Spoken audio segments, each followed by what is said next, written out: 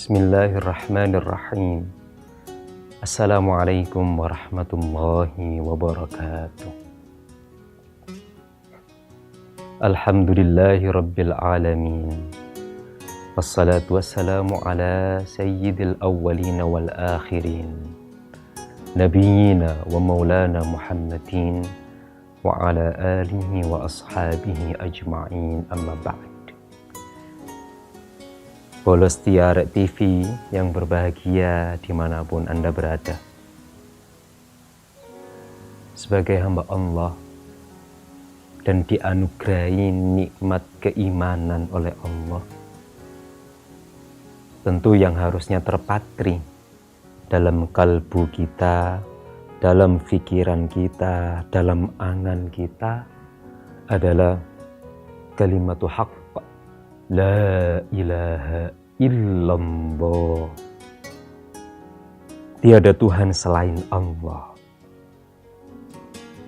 Dan konsekuensi logis turunan dari meyakini ini adalah sudah semestinya kita itu dalam aksi apapun merasa tak berdaya kecuali billahi, atas izin Allah.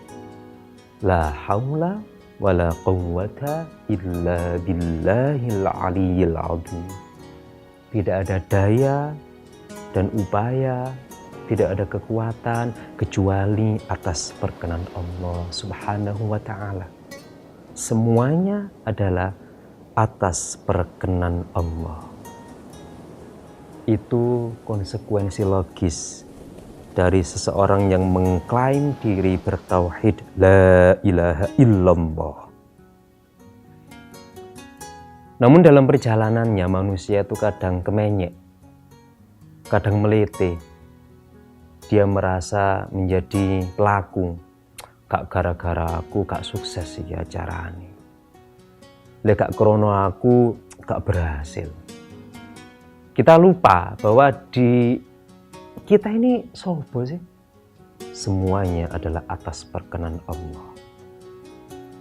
Dan kita ditegaskan oleh Allah karena beberapa manusia ini sudah jauh tentang keyakinan bahwa semuanya atas perkenan Allah. Dalam Al-Quran surah Fatir ayat 15, Allah berfirman, ya ayyuhan nasu antumul fuqara'u ilallahi wallahu huwal ghaniyyul hamid. Wahai sekalian manusia, kalian itu gak usah kemenyek. Kalian semuanya itu fuqara, fakir, merasa butuh ilallahi, kepada Allah. Jadi ayat ini itu menampar semua manusia yang merasa dirinya itu punya peran dalam kesuksesan hidupnya. Semua harus kita kembalikan kepada Allah Subhanahu wa ta'ala. Kita semuanya adalah fuqara, ay al-muhtajuna. Kalau dalam tafsir Ibnu Katsir, kita semuanya butuh kepada Allah Subhanahu wa ta'ala. Dan karena Allah menstatuskan kita sebagai al-fuqara yang butuh kepadanya, Allah pun membuka diri untuk diminta apapun oleh kita. Sebagaimana dipertegas di surah Al-Baqarah ayat 186. Wa idza sa'alaka 'ibadi 'anni fa inni qarib ujibu da'watad da'i idza da'an falyastajibu li wal yu'minu bi la'allahum yarshudun. Muhammad, ketika hambaku bertanya kepadamu tentang aku, katakan aku itu dekat. Dan aku mengijabahi. Aku Allah mengabulkan apapun doa yang dipanjatkan oleh mereka hambaku yang meminta. Allah membuka diri. Di Fatir tadi Allah menstatuskan kita semuanya sebagai fuqara, fakir, butuh sama Allah. Di Al-Baqarah 186 Allah membuka diri, ayo minta sama aku, minta, silahkan. Nah, beberapa orang kadang merasa aku wis ndonga suwe, merasa aku gak kabul-kabul. Beberapa orang kadang ada yang mengeluhkan demikian. Ada beberapa kemungkinan kenapa doa itu tidak terkabul. Bisa karena saat berdoa sendiri dia tidak memenuhi syarat etika mengajukan proposal kepada Allah Subhanahu wa taala. Bolo jenengan saja kalau mengajukan proposal ke sesama partner bisnis itu aja ada etikanya. Lah ini kita ini mau ngajukan proposal sama yang maha kuasa. Ada sekian etika dalam berdoa. Sebagaimana yang disebutkan oleh Asy-Syaikh Muhyiddin Abu Zakaria Yahya bin Syaraf An-Nawawi dalam kitab Al-Adhkar min Kalami Sayyidil Abrar. Di situ ada beberapa etika berdoa. Ada beberapa etika mengajukan proposal kepada Allah Subhanahu wa taala. Apa saja bolo? Jangan kemana-mana, tetap di Titian.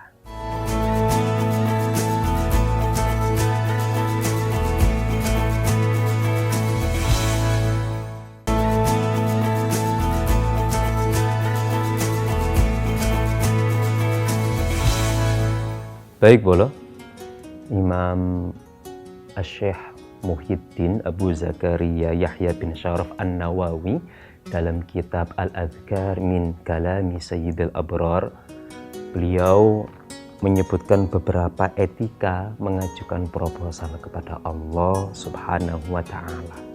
Yang pertama adalah etika pertama menghadap ke kiblat. Diusahakan menghadap ke kiblat. Kenapa menghadap ke kiblat? Karena sebagaimana tersebutkan di surah Ali Imran ayat 96, Inna awwala baitin wudi'a lin-nasi lalladzi bi Bakkata mubarakan wa hudan lil alamin. Sesungguhnya rumah pertama yang dibangun untuk manusia adalah yang berada di Bakkah. Bakkah itu bahasa Quran menunjuk pada Makkah. Mubarakah, yang mana bangunan itu diberkahi. Tujuan kita menghadap ke kiblat adalah untuk ngepasno sentra keberkahan. Karena Al-Quran menstatuskan Ka'bah itu mubarakah. Dan sampai sekarang pun menjadi situs ibadah yang paling sakral, Ka'bah. Dan itu kiblat umat Islam seluruh dunia, menghadap ke kiblat. Dan dengan mengangkat kedua tangan. Kadang-kadang itu saya agak prihatin bolo. Ketika entah dimanapun saat berdoa bersama iku ono uang iku ndonga iku ngangkat tangan iku koyo males gitu. Padahal karek ngamini lho. Ono sing ngangkate ngene, ono sing ngene, wis koyo gak niat. Ketika berdoa adalah ekspresikan keseriusan Anda bolo. Lek jauh iki serius. Menghadap kiblat, angkat tangan. Menghadap kiblat, angkat tangan, terus bolo lantunkan doa itu dengan suara yang sedang. Jangan histeris seperti orang yang muring-muring, atau terlalu pelan juga sedang-sedang saja. Meskipun boleh saat histeris itu kita berdoa, boleh. Atau kita berdoa lirih sekali boleh. Cuman yang baik itu yo pas lah. Ini ada beberapa sahabat Abu Bakar itu khas. Sahabat Abu Bakar itu kalau zikir atau berdoa itu suaranya pelan ya. Itu kan ditanya sama Baginda, Pak Bakar, tak perhatikan jenengan itu kalau setiap berzikir, setiap berdoa itu kok suaranya pelan sekali. No, Pak Bakar jawabnya keren juga ternyata. Nabi, saya ini tidak sedang berdoa kepada Tuhan yang budek, ngapain saya kenceng-kenceng. Oh iya bener. Dan Allah itu tahu apa yang saya inginkan.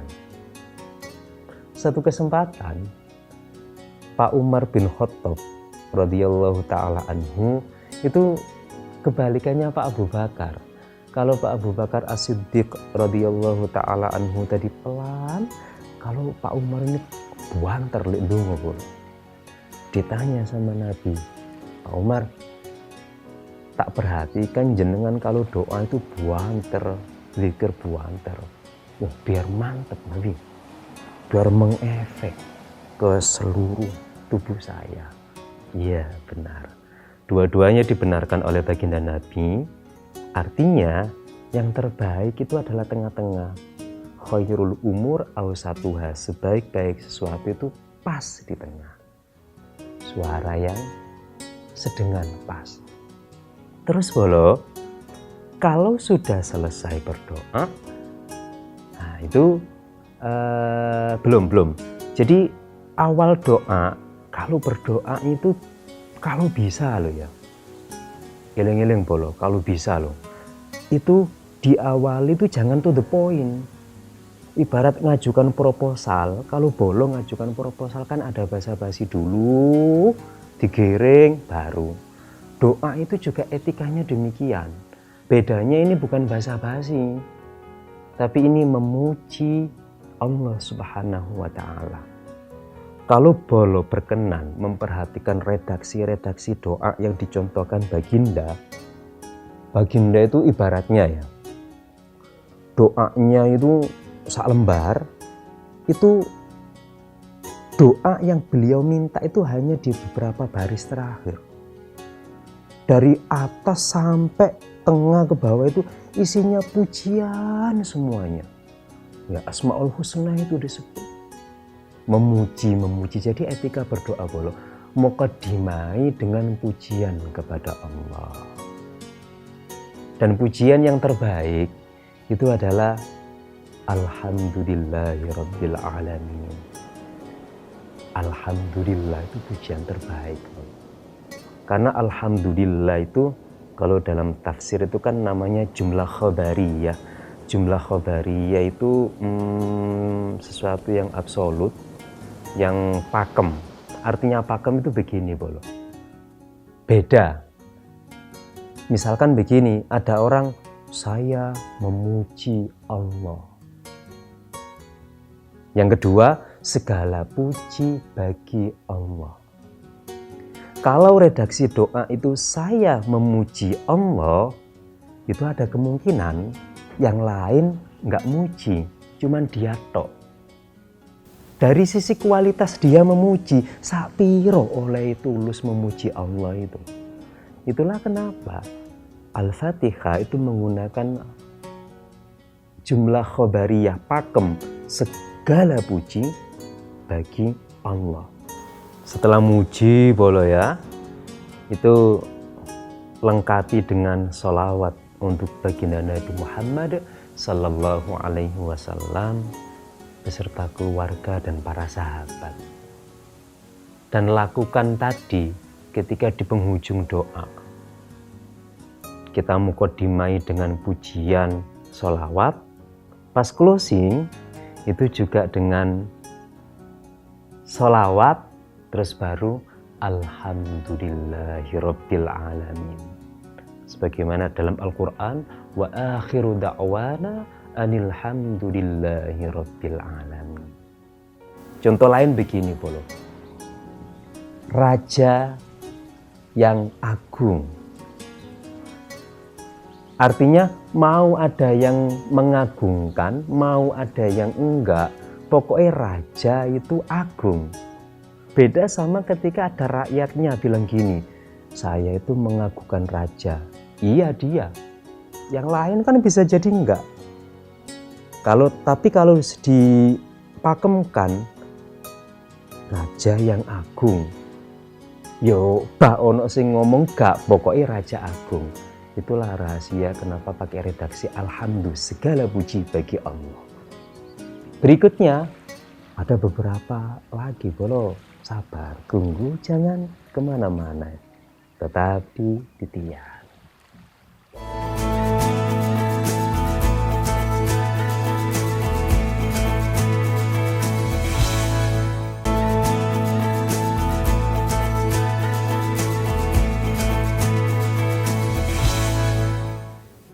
Kembali kita lanjutkan di program kesayangan kita, Titian Polo. Etika berikutnya adalah pilih waktu yang mustajab. Misalkan ada yang harian Polo, tiap hari itu ada, tiap hari itu. Di antaranya adalah di sepertiga malam terakhir atau sekitar waktu sahur. Jadi kalau Bolo bingung jam piro sih sepertiga malam terakhir itu, kira-kira itu ya waktu sahur itu sepertiga malam terakhir. Itu yang waktu-waktu mustajab yang harian. Ada yang tiap pekan Bolo. Kapan? Setiap hari Jumat.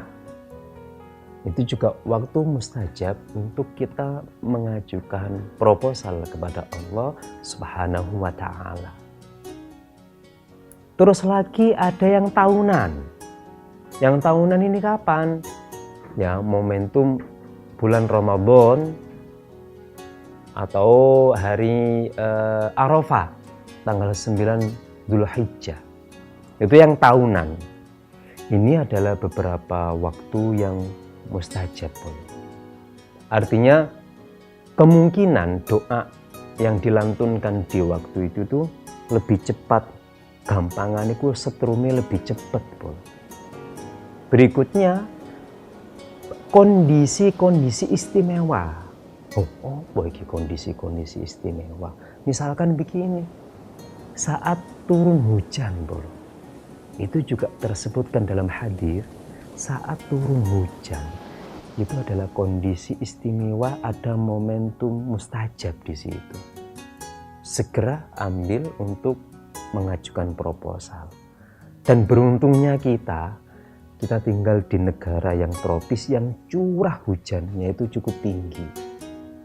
Artinya ketika musim hujan, kita itu dapat bonus waktu mustajab banyak gitu.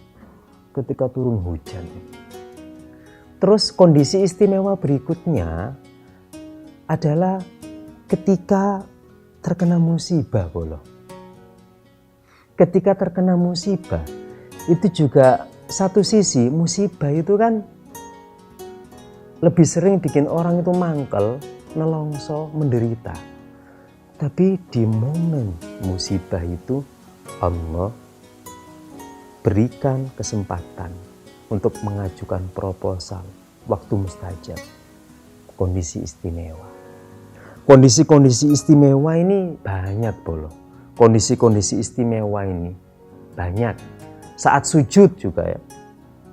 Ketika kita dalam posisi sujud saat sholat, bah sholat wajib, bah sholat sunnah, bah sujud syukur, itu semuanya sujud pokoknya. Itu termasuk kondisi istimewa di mana setrum doa kita itu akan lebih wet begitu.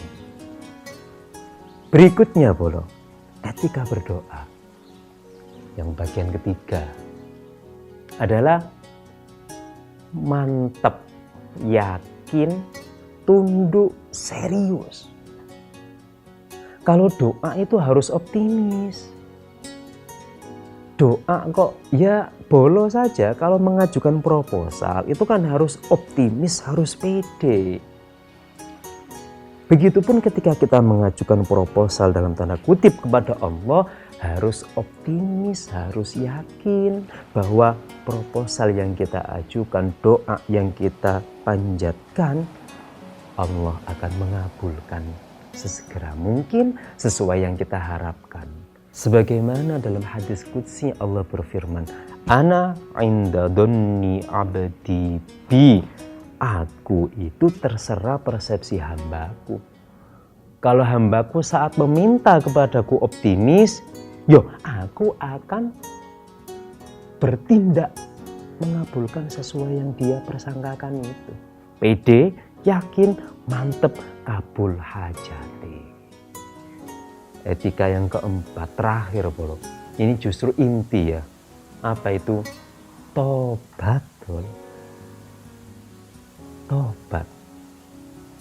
Tobat itu adalah bentuk pengakuan bahwa gini ya. Untung ya kita itu bersyukur bahwa dosa itu tak nampak. Bayangkan loh, seandainya dosa itu bisa kasat mata, ketok melok-melok, ngeri bolo.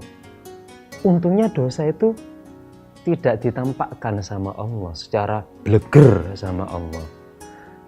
Tapi ketika dosa itu tidak nampak, orang itu jadi merasa nggak sadar kalau sudah berdosa. Apa maneh lek wis sering gak sadar. Dalam satu statement sufi ada pernyataan seperti ini. Seandainya ya, dosa itu ditampakkan dalam rupa sesuatu, pasti jauh lebih menjijikkan dari kotoran manusia. Untungnya gak ketok. Nah, karena itu pertaubatan itu harus kita lakukan, bro. Pertaubatan itu harus kita lakukan. Pengakuan diri salah.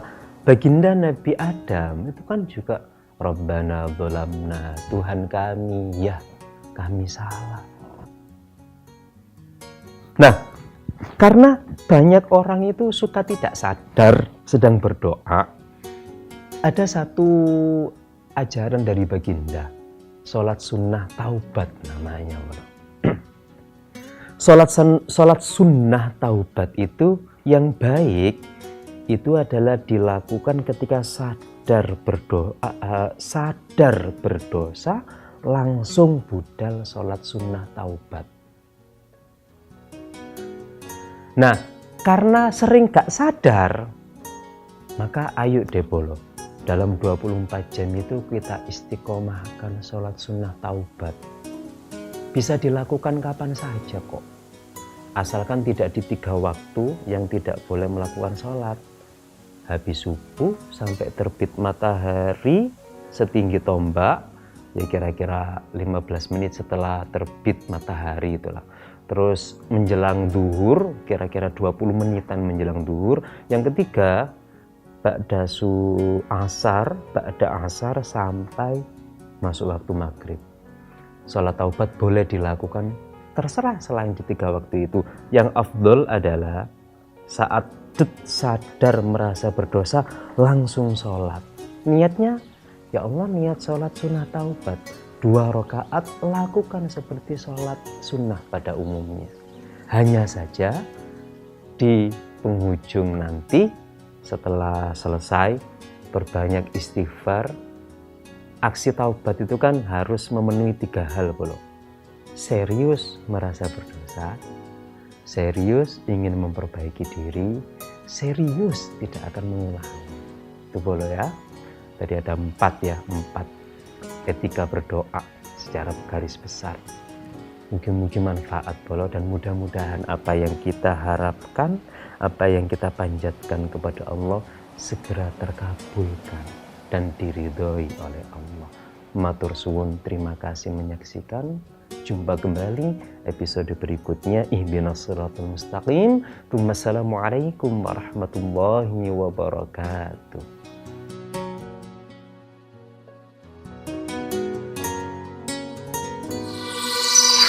Re TV.